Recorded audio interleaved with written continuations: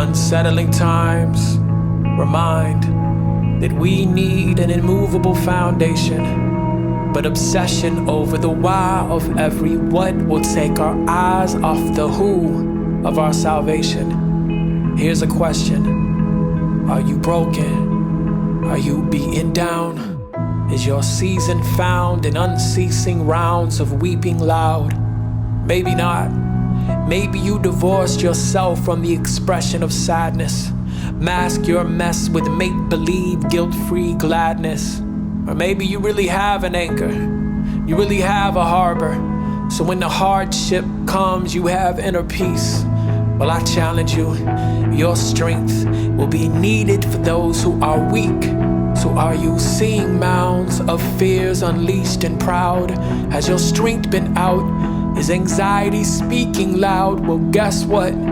He is crowned even now. So they say, where is God in this scary plot? He's on his throne. You're not alone. Trials refine us. Let's remove the refuse of our life.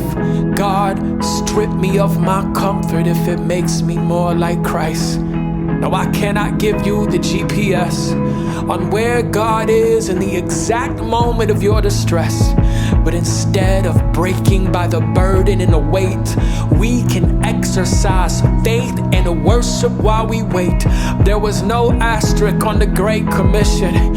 Even in a pandemic, the Lamb's risen. I can choose to trust or refuse because I don't have it figured out. But even now I can boldly declare, with no doubt to impair, exactly where God was around 2,000 years ago when he came here below.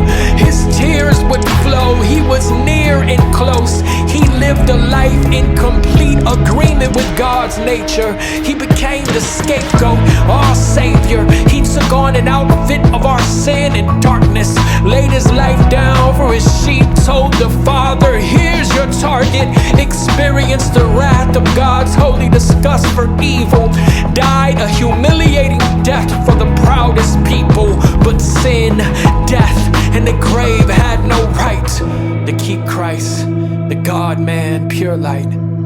So since the tomb is empty and he rose for us, even now you may not see where he is, but you can worship him for where he was. The gospel shines brightest on the darkest nights.